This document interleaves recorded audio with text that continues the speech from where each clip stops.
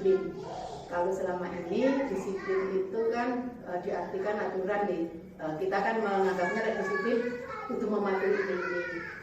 Pada kenyataannya disiplin itu sebenarnya kita belajar untuk mengontrol perilaku kita agar sesuai dengan apa yang kita lakukan. Kan misalnya kayak anak-anak, membiasakan anak-anak datang ke sekolahan, terus habis itu langsung menaruh tas sendiri, cuci tangan, naruh sepatu pada tempatnya.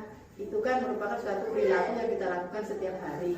Nah, perilaku-perilaku yang kita lakukan setiap hari yang kita anggap itu baik, itu termasuk ke dalam disiplin positif. Nah, disiplin positif itu kita lakukan tidak hanya di sekolah, di rumah kan juga bisa. Kayak anak-anak membiasakan anak-anak untuk merapikan kayak pembelajaran kita belajar merapikan peralatan sekolah di tempatnya lagi, terus merapikan sepatu itu juga termasuk. Nah, karena apa? Dengan mengimplementasikan disiplin positif, kita bisa mendapatkan nilai-nilai kebajikan universal. Kebajikan universal itu apa yang kita lakukan di sini sama dilakukan di luar wilayah kita. Itu kan kayak membuang sampah, kayak kita berbaris, kayak kita ini kan sama, di sini kita lakukan, di sana juga. Nah, untuk lagi sekarang ini kan kita digalakkan untuk menuju profil pelajar Pancasila yang saya buat video kemarin yang agung. Nah, profil pelajar Pancasila itu kita lakukan di rumah setiap hari. Anak-anak kayak kalau bertakwa sama ini kan ibadah rumah kita lakukan setiap hari. Kayak mandiri, anak melakukan segala sesuatu kita sendiri, bergotong royong, bekerja sama. Kalau kayak bernara kritis itu anak-anak mampu memecahkan masalah setiap hari. Dalam arti kan anak-anak pokoknya membuat sesuatu gitu kan, terus dilihat, ternyata apa yang kurang. Kalau kayak membuat rumah itu kan anak-anak udah mempunyai inisiatif sendiri. Ini lo tak buat tempat tidurnya, dibuat kayak jendelanya, kayak apanya. Nah, kita hanya mengarahkan. Anak-anak kan tahu, kalau kurang ini dikasih apa ya biar untuk ini. Nah, anak-anak kan beda-beda nih, antara yang satu sama yang lainnya kan beda-beda. Jadi biarpun di rumah ibu juga sama, kalau anak-anak membuat apa kadangnya nggak boleh apa aja sih kan gitu kan. Nah, kita cuma gini, sama membuat apa, lama-lama anak-anak kan berimajinasi sesuai kemampuan anak-anak. Kalau kita anggapnya itu kok kayak gitu ya, tapi kan anak-anak beda. Nah, kita dilarang untuk mematikan kreativitas anak. Nah, terus sama kayak perilaku kita selama ini kan kita seringnya ke anak itu memberi hukuman, terus memberi penghargaan. Ternyata selama ini kalau kita memberi hukuman sama penghargaan itu kita harus melihat dulu. Diusahakan jangan memberikan hukuman kayak umpamanya kalau kita, sama ini ya, berarti sama kok gak oleh ini. Terus sama kalau kayak penghargaan itu umpamanya gini, kalau sama iso ini, ya sama tak kei. Itu sebenarnya salah. Kita bisa memberi penghargaan ke anak-anak dalam arti kita lihat dulu anaknya memang bisa apa tidak. Jadi nggak semua anak ini bisa organisasi. Kadang kan orang, sama bisa ini tak kasih. Itu salah nih. Jadi kalau memang kita niatnya ngasih penghargaan ke anak-anak, kalau memang anaknya istilahnya anak ini bisa, tapi kita kasih itu nggak apa-apa. Tapi kalau karena kita yang mendorong anak-anak, jadi kan nanti gini, anak kalau aku nggak dikasih, ya nggak usah, kan gitu kadang kan. Kadang kan orang ada nanti anak ini naik ke kelas nilainya bagus, kok tak kasih ini. Anak-anak kan tidak ada dorongan dari dalam diri, kepikirannya kan cuma hadiah.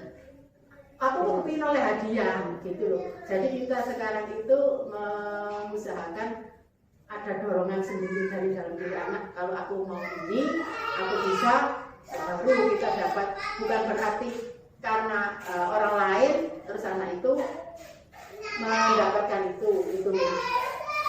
Terus tentang kebutuhan dasar manusia itu kan berbeda-beda. Kita tidak bisa menyamakannya. Jadi kalau biarpun untuk anak-anak juga sama, belum tentu anak yang satu ini perlu, anak yang lainnya perlu juga. Jadi baik pembelajarannya kan kemampuan anak-anak lebih baik. Nah, terus kenapa kok kadang kalau saya di dalam kelas itu membuat aturan kelas kayak kesepakatan. Oh, kita membuat kesepakatan ya.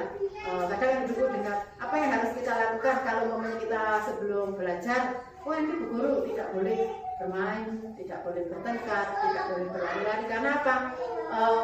Kami berusaha untuk membuat aturan itu bukan dari gurunya, dari omongan anak-anak. Jadi kalau anak-anak melanggar, kita kembalikannya dalam arti, oh kita tadi membuat kesepakatannya apa ya yang awal. Jadi bukan guru nih, oh begini ya ini, itu kan nggak boleh. Jadinya kita kalau ini anak-anak, kita tadi membuat kesepakatannya apa. Kalau udah gitu, baru nanti anak-anak, oh iya Bu Guru tadi nggak boleh ini.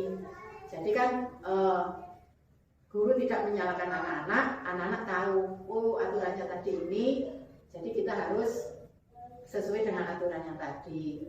Nah, terus ini ya menyinggung tentang kalau anak-anak ada suatu masalah, kadang kan kita langsung sama aja ngomong yo, biarpun maksudnya dalam arti tidak hanya di sekolah tapi di rumah.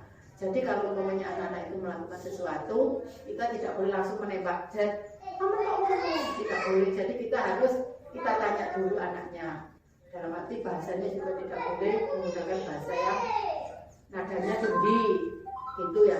Jadi ditanya dulu umpamanya, kenapa kok bisa kayak gini? Nah, gitu kan. Nanti kita nunggu. Kadang kan kalau kita anak belum ngomong kan udah sendiri gini kan. Kita tunggu dulu itu anaknya mengungkapkan apa sih alasannya kenapa kok melakukan itu, bukan itu. Terus apalagi setelah anak-anak menjawab, kita tidak boleh oh iya, cuma kan kita biar anak-anak itu tidak takut, kita menggunakan bahasanya